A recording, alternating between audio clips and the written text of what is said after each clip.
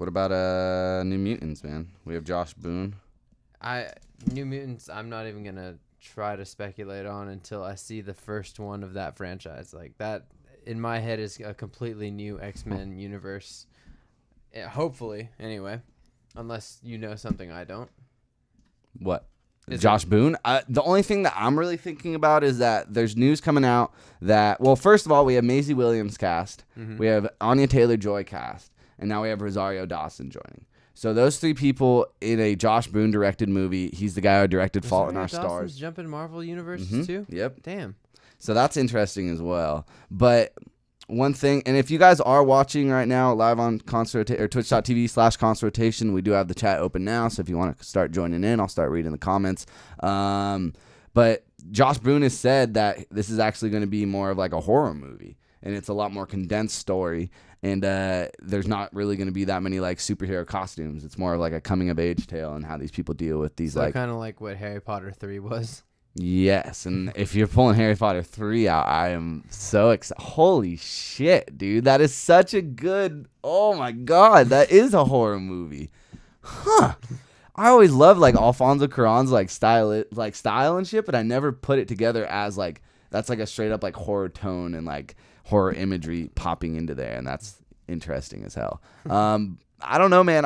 I think Josh Boon is the type of guy to really take this idea of New Mutants and making it different enough from X-Men, like the mainline movies, to allow it to breathe and start off maybe a whole new franchise going forward. And like we have Deadpool kind of with Cable now leaning into the X-Force. Now we have Josh working on the New Mutants, and then we have the mainline X-Men movies. I want to see something. They don't necessarily have to cross over, but I do want to see a consistent through line across these characters. If you're going to bring in a whole new set of characters, like 16 characters with New Mutants, then like I want to learn about them, and I want them to play like how we've learned about Xavier and Magneto from these past 3 movies plus beyond that. You know what I mean? Yeah. I just think that if you're going to pick your core characters, pick them young enough like Anya Taylor-Joy is and like Maisie Williams is, and allow them to be in New Mutants 2 and New Mutants 3. And then by the time that's going on, we have these obscure, weird X-Men characters that are now everyone's favorite fucking movie characters. Right, and that'd be so sick, man. Yeah, so this is a great opportunity. This movie's opening up on April 13th of next year. Kyle,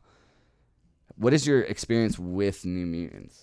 I read a few comic books. Because I've never read a New Mutants comic.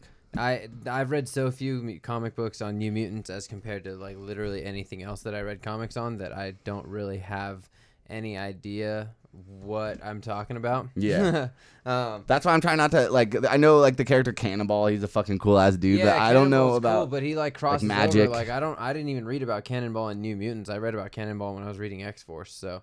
And probably, again, when I was reading Cable and Deadpool. So. It's kids, you know what I mean? It's teenagers. Yeah. And we have Nat God 27, the host of the Endgame Show, live every Wednesday at 6 p.m. Hey, what's going on, PST. Alex? He's saying bring Hugh Jackman back and that the X-Men are his favorite comics. And that's the thing is, like, we have so many people in the audience that read X-Men, but it's not the overarching general audience of a movie. And that's something that like I hope Josh Boon will be able to balance. Like no one cares if you're staying consistent to Cannonball as like continuity character. Honestly, here's what because he isn't Hugh Jackman and he isn't Wolverine, and not very many people are tied down to Cannonball. So this allows him so much more room to build a universe in a way that like gets me excited for an X-Men movie in a way that I haven't really been. Because with Deadpool, it was different, but we knew about the character. He was big enough to carry the movie on his shoulders. Magic and Zatanna and shit, like none of them are really big enough to like. I think Zatanna might be an Inhuman. I might be mixing those two together. Yeah. But like Cannonball and Magic and like those people, like they're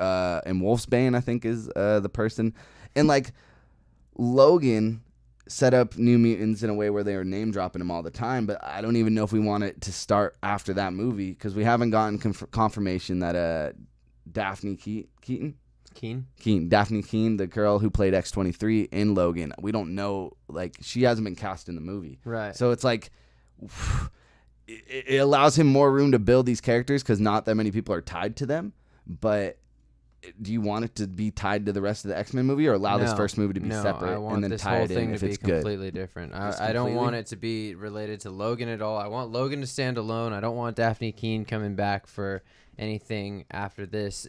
Unless they're specifically doing a Daphne Keene centered story as a sequel to the movie Logan. That's the only thing I want her coming back for. I don't want her coming back for any New Mutants stuff. New Mutants I want to be unrelated to the past X-Men universe. I want unrelated to Deadpool, unrelated to Logan, unrelated to anything, really. Like, I don't want it to be related to the Gambit movie that's supposedly still in the works. That's toast. Yeah, so I went up and I want New Mutants to be completely unrelated. I want it to be done its own way, and whatever way that they choose to do it, keep it consistent with that. Like, if you're gonna make this a horror movie tone, if you're gonna do a horror movie with mutants as the stars, but they're not really, they're not really the X-Men, and what I'm getting from this is like it's your average horror movie, but some of these kids have some superpowers that are consistent with what the X-Men had. Mm-hmm. If that's what's going on, then keep it that way. Make this like. I think they're learning though from Logan, and I think it is going to be a lot more contained, and it's going to be its own more like organic story with these kids learning to deal with powers. And I think if he throws in the horror tone, then that's even cooler because that's something we haven't really seen with the superhero genre thus far. Like Logan was a Western, maybe that's Fox's new plan is like, what's our niche? Deadpool is a comedy movie, but it's a superhero comedy movie. Right. Logan was a Western, but it was also a superhero Western. And now maybe this is a horror movie, but it's a superhero horror movie. And if that's Fox's new plan to take this universe in a direction, then that's fucking tight, man. Yeah. But I'm totally leading cool into with this that. next one that we're about to talk about, that's going to be weird. Just to close off with New Mutants, is there any young actors or actresses that you want to maybe come into the roles? Maybe not specific ones, but like just young kids who you could see take on superheroes and apply their same like state, whatever you know them from. Like I'm thinking of the guy from fucking Manchester by the Sea. Lucas Hedges. Like he's young enough to where I could see him taking his chops as a wonderful actor and applying it to a character that no one's really tied to. And like I think that this demographic is perfect, dude. Like Logan Lerman is even too old for me to really say. And Lucas Hedges is maybe a year I like that girl younger, from the older. Edge of 17. Oh, dude, someone's got to scoop her up eventually, Yeah. man. Like she's wasn't Captain get in Marvel. a franchise. She wasn't Captain Marvel. Like she has like kind of shitty agents. I don't know much about like being a good agent, but I feel like her agents kind of screw her sometimes. And, like she's such a good actress. Like she was nominated for what was it, True Grit at like 14. Yeah, exactly. And then nothing until Edge of 17 has really like come into the forefront as like, oh, look at her again. And even that didn't I want her in a franchise movie for some reason. I would- Either that, or if she doesn't do franchise movie, I want her to be what Kristen Stewart is trying really hard to be right now. She's good, man. Like I want her to just do these random, obscure, like totally Indie Oscar movies. movies that Yeah. don't get noticed, but I want them to get noticed. Like I guess I want her to be an Oscar actress. Napgod agrees. A whole refresh for the franchise would be good. Just like stay consistent. Like build its own thing from the ground up. Treat this like X1. Yeah, exactly. That's Like smart, stop man. trying to follow the rules that the past movies have set up, because they've set up so many contradicting rules that it's just like if you're trying to stick to that consistency, then we're already fucked. Ruffum's also in the start. chat. He wants to throw in and just said we need to focus on the other X-Men characters since the other movies didn't do that as well. Right. Yes. Oh, yes, here's the yes, thing. yes. I totally forgot that I wanted to say earlier was that as a fan base of comic book fans, if you're a comic book reader or you're a comic book video game player or you're a past comic book movie watcher, whatever, like as a fan base, we all need to understand that when a new movie comes out, when a new timeline is set up within these movies, it's kind of like a new universe being written into the comic book. So Definitely. if they don't necessarily get your character exactly the way that you imagined it in your head, it's kind of okay, because every time there's a new universe, you're introduced to a new version of your Spider-Man character. There's like 100 different Spider-Man. That's the thing, There's a man. fucking Spider-Pig. If you're gonna argue,